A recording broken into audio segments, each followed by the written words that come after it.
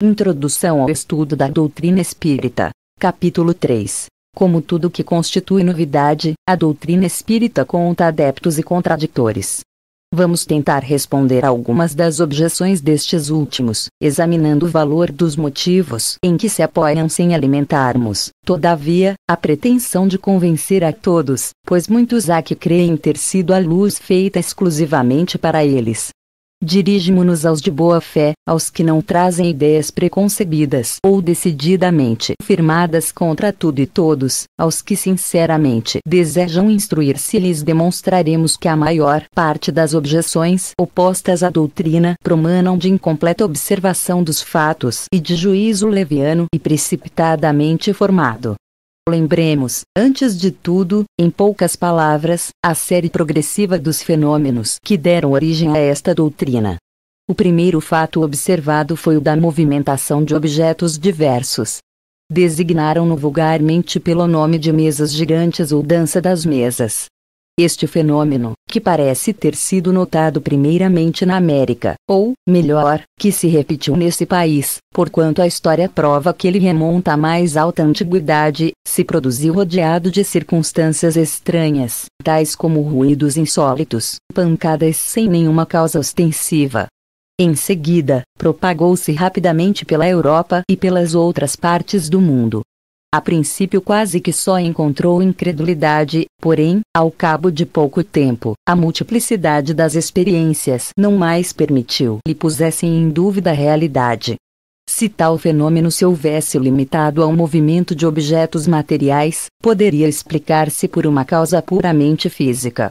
Estamos longe de conhecer todos os agentes ocultos da natureza, ou todas as propriedades dos que conhecemos. A eletricidade multiplica diariamente os recursos que proporciona ao homem e parece destinada a iluminar a ciência com uma nova luz.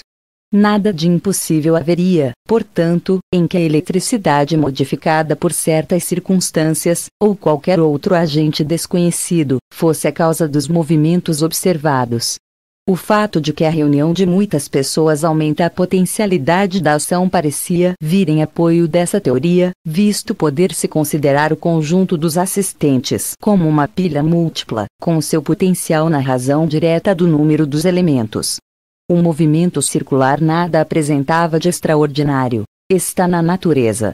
Todos os astros se movem em curvas elipsoides. Poderíamos, pois, ter ali, em ponto menor, um reflexo do movimento geral do universo, ou melhor, uma causa, até então desconhecida, produzindo acidentalmente, com pequenos objetos em dadas condições, uma corrente análoga a que impele os mundos. Mas, o movimento nem sempre era circular. Muitas vezes era brusco e desordenado, sendo o objeto violentamente sacudido, derribado, levado numa direção qualquer e, contrariamente a todas as leis da estática, levantado e mantido em suspensão. Ainda aqui nada havia que se não pudesse explicar pela ação de um agente físico invisível. Não vemos a eletricidade deitar por terra edifícios, desarraigar árvores, atirar longe os mais pesados corpos, atraí-los ou repeli-los. Os ruídos insólitos, as pancadas, ainda que não fossem um dos efeitos ordinários da dilatação da madeira, ou de qualquer outra causa acidental, podiam muito bem ser produzidos pela acumulação de um fluido oculto. A eletricidade não produz formidáveis ruídos. Até aí, como se vê, tudo pode caber no domínio dos fatos puramente físicos e fisiológicos. Sem sair desse âmbito de ideias, já ali havia, no entanto, matéria para estudos sérios e dignos de prender a atenção dos sábios. Por que assim não aconteceu? É penoso dizê-lo, mas o fato deriva de causas que provam, entre mil outros semelhantes, a leviandade do espírito humano. A vulgaridade do objeto principal que serviu de base às primeiras experiências não foi alheia à indiferença dos sábios. Que influência não tem tido muitas vezes uma palavra sobre as coisas mais graves? Sem atenderem a que o movimento podia ser impresso a um objeto qualquer, a ideia das mesas prevaleceu, sem dúvida, por ser o objeto mais cômodo, porque, à roda de uma mesa, muito mais naturalmente do que em torno de qualquer outro móvel, se sentam diversas pessoas.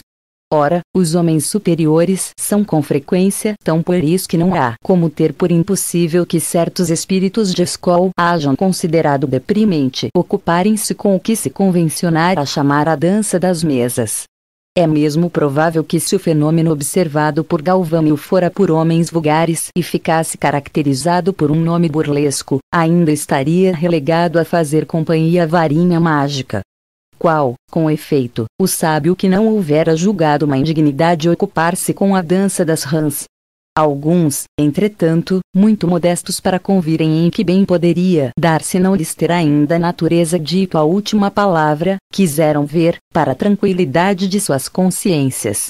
Mas aconteceu que o fenômeno nem sempre lhes correspondeu à expectativa e, do fato de não se haver produzido constantemente à vontade deles e segundo a maneira de se comportarem na experimentação, concluíram pela negativa. Malgrado, porém, ao que decretaram, as mesas, pois que as mesas, continuam a girar e podemos dizer com Galileu, todavia, elas se movem. Acrescentaremos que os fatos se multiplicaram de tal modo que desfrutam hoje do direito de cidade, não mais se cogitando senão de lhes achar uma explicação racional. Contra a realidade do fenômeno, poder-se-ia induzir alguma coisa da circunstância de ele não se produzir de modo sempre idêntico, conformemente à vontade e às exigências do observador?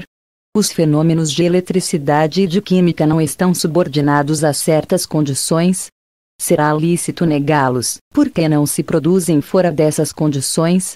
Que há, pois, de surpreendente em que o fenômeno do movimento dos objetos pelo fluido humano também se ache sujeito a determinadas condições e deixe de se produzir quando o observador, colocando-se no seu ponto de vista, pretende fazê-lo seguir a marcha que caprichosamente lhe imponha, ou queira sujeitá-lo às leis dos fenômenos conhecidos, sem considerar que para fatos novos pode e deve haver novas leis?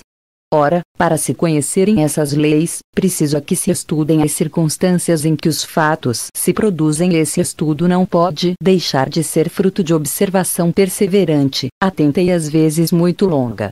Objetam, porém, algumas pessoas. Há frequentemente fraudes manifestas.